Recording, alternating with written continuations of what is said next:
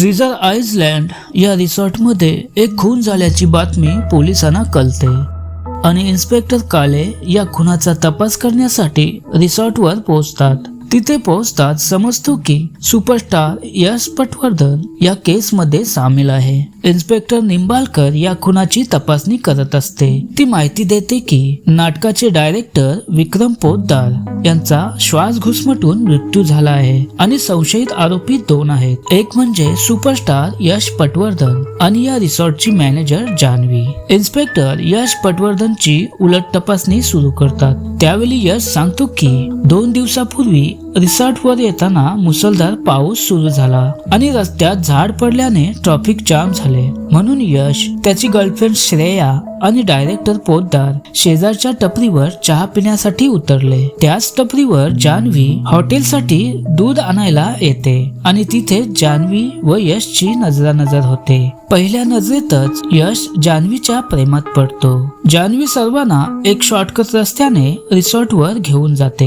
रिसॉर्टवर जाताना जान्हवीच्या पायाला काच लागते आणि यश तिला उचलून तिच्या रूम पर्यंत नेतो. यामुळे दोघांमध्ये जवळीक निर्माण होते. परंतु जान्हवीकडे याबाबत चौकशी केली असता वेगळीच कहाणी सांगते. त्यामुळे यापैकी कोण खोटं बोलतय हे इन्स्पेक्टर कालेना कळत नाही आणि कन्फ्युजन अधिकच वाढत जातो. पोद्दारचा खून झाला त्या रूमची झडती घेताना खिडकीत अडकलेला एक स्कार्फचा तुकडा सापडतो. तसेच इयरफोनचा कव्हर सापडतो. इतक्यात पोस्टमॉर्टमचा रिपोर्ट येतो. त्यावरून समजतं की पोद्दारचा मृत्यू सरीन नावाचा विषारी गॅस नाकातून शरीरात गेल्याने झाला आहे. कुणीतरी त्यांच्या तोंडावर सरीन गॅसचा मारा केला आहे. सरीन गॅस बद्दल ज्याला माहिती आहे तो कुणीतरी उच्च शिक्षितच असेल, म्हणून सर्व टीमची शैक्षणिक माहिती काढण्यास सुरुवात केली जाते. पुन्हा यश पटवर्धनची चौकशी सुरू होते. यश सांगतो की आम्ही रिसॉर्टवर पोहोचल्यावर थोड्या वेळातच नाटकाची संपूर्ण टीम रिसॉर्टवर पोहोचली. डायरेक्टर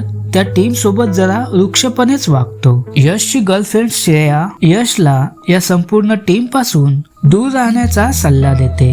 यश मात्र श्रेया सोबत खुश नसतो. ती जबरदस्तीने त्याच्या गळ्यात पडली असे दिसून येतो. यशची नजर सारखी जान्हवीला शोधत असते. ते दोघे हळूहळू एकमेकांकडे आकर्षित होऊ लागतात. दुसऱ्या दिवशी नाटकाची तालीम सुरू होते. यशच्या आग्रहामुळे श्रेयाला नाटकात मुख्य नायिकेचा रोल दिला होता, पण तिला ऍक्टिंग जमत नव्हती. म्हणून तालीम सुरू असताना डायरेक्टर श्रेयावर भडकतो आणि वाईट साईड बोलू लागतो. यामुळे श्रेया रडू लागते. इतक्यात या रिसॉर्टचा मालक गुरु तिथे येतो आणि अनाउन्समेंट करतो की आज माझं लग्न जमलंय, तेही जान्हवी सोबत. हे ऐकून यशचा चेहरा उतरतो. जान्हवी सुद्धा फारशी खुश दिसत नव्हती. तेवढ्यात लाईट जाते. जान्हवी कॅन्डल आणण्यासाठी दुसऱ्या रूम मध्ये जाते. यश तिला तिथे गुपचूप भेटतो, पण निशामध्ये आल्यामुळे त्यांना जास्त काही बोलता येत नाही. कहाणी पुन्हा प्रेझेंट टाइम मध्ये येते. अचानक इन्स्पेक्टर कालेना विनय भेटतो. त्याच्या इयरफोनचा एक रबर हरवला होता. चौकशी केल्यावर समजतं की त्याचे इयरफोन यश घेऊन गेला होता आणि त्याच्याकडून तो रबर हरवला आहे. त्यामुळे अजूनच सस्पेन्स वाढतो. दुसऱ्या दिवशी नाटकातील सर्व टीमच्या रूमची झडती घेतली जाते. तेव्हा निशाच्या खोलीत स्कार्फ कचरा पेटीत टाकलेला आढळतो. चौकशी केल्यावर निशा सांगते की त्यावर चहा सांडला होता, म्हणून तो स्कार्फ मी डस्टबिन मध्ये टाकला होता. पुन्हा एकदा यशची चौकशी सुरू होते. तो सांगतो की त्या दिवशी कोजागिरीची रात्र होती आणि हॉटेलमध्ये मोठी पार्टी अरेंज केली होती. त्या पार्टीत डायरेक्टर पोद्दार दारूच्या नशेत विनयचा अपमान करतो. त्या पार्टीत यश आणि जान्हवी जवळ येतात. जान्हवी यशला थांबवण्याचा प्रयत्न करते, पण यश तिच्या प्रेमात बुडालेला असतो. इकडे डायरेक्टर पुन्हा दारूच्या नशेत श्रेयाचा अपमान करू लागतो. यश मध्ये पडतो. पुढे डायरेक्टर दारूच्या नशेत जान्हवीला सुद्धा वाईट साईड बोलू लागतो. हे पाहून यशचा राग अनावर होतो आणि तो पोद्दाराला खूप मारतो. यश डायरेक्टरला नाटक सोडल्याची धमकी देऊन रागात हॉटेलच्या बाहेर निघून जातो. श्रेया आणि गुरु यशला शोधण्यासाठी बाहेर पडतात, पण त्यांच्या आधी जान्हवी यश जवळ पोहोचते आणि त्याचा राग शांत करते.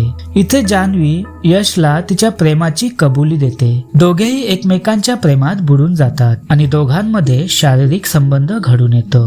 हे सर्व डायरेक्टर पाहतो आणि सर्व घटना गुरु व श्रेयाला सांगण्याची धमकी देऊन निघून जातो. कहाणी पुन्हा प्रेझेंट टाइम मध्ये येते. आता यशकडे खून करण्याचा मोटिव्ह असल्याने त्याच्यावरचा संशय अधिक पक्का होतो. हॉटेलचा सीसीटीव्ही ऑपरेट करणारा माणूस 3 दिवसापासून गायब असतो. सीसीटीव्ही चेक केल्यावर समजतं की डायरेक्टरच्या खोलीत सर्वात शेवटी यश गेला होता. तसेच यशने केमिस्ट्री मध्ये MSc केले होते, त्यामुळे सिरिन गॅस बद्दल त्याला चांगलीच माहिती होती. सर्व पुरावे यशच्या विरोधात सापडतात, परंतु यश म्हणतो की तुमच्याकडे ठोस पुरावे नाहीत, नाहीतर तुम्ही मला कधीच अटक केली असती.